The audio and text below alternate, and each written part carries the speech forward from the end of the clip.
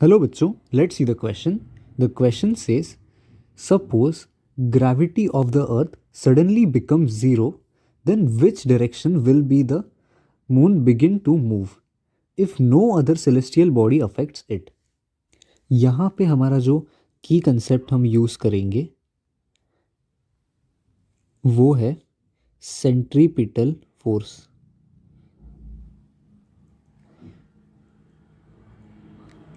तो अभी हमें क्या कहा है कि ये हमारा अर्थ है और उसके पास ये हमारा मून है।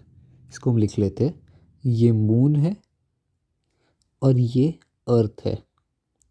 तो अर्थ मून पे एक फोर्स एक्सर्ट करता है जो उसको अपनी तरफ अट्रैक्ट करता है। तो ये फोर्स है ग्रेविटेशनल फोर्स, जो कि इक्वल होगा mg के, मतलब मून का mass into gravity of earth. तो इसकी वजह से जो मून है ये अर्थ के अराउंड हमेशा ऐसे एक फिक्स्ड पाथ में रिवॉल्व करता है। अभी क्या कहा हमें कि अचानक से जी की वैल्यू जो है वो ज़ीरो हो जाती है। तो अगर जी की वैल्यू ज़ीरो हो जाती है तो यहाँ पे कोई फोर्स लगेगा ही नहीं, ये फोर्स निकल जाएगा। तो मून का अगर हम देखें, अगर मून को हम स्टडी करें तो मून यहाँ पे एम जी के फोर्स के थ्रू इक्वल वो खिंचा आ रहा था, पर उसको बैलेंस करने के लिए उसके पास अपना खुद का सेंट्रीपिटल फोर्स था। ये सेंट्रीपिटल फोर्स कहाँ से जनरेट हो रहा था? Due to rotation around this axis, around earth axis. इसकी वजह से उसका एक सेंट्रीपिटल फोर्स आउटवर्ड डायरेक्शन में आ रहा था। अभी अगर ये जो एम जी है वो निकल जाता है तो एफ सी ही सिर्फ एक फोर्स रहेगा जो उसको डोमिनेट करेगा मून को।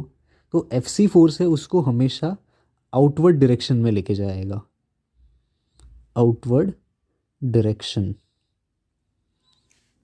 और ये केस सिर्फ और सिर्फ तब वैलिड है जब यहाँ पे हमें कह दिया कि no other celestial body affects it.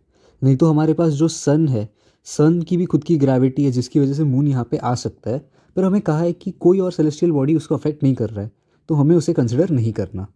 तो the final answer is, in which direction will it begin to move?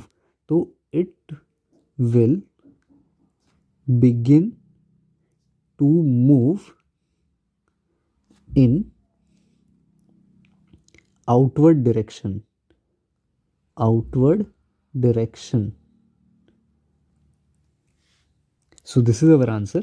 It will begin to move in outward direction. Hope you understood it well. Best of luck. Thank you.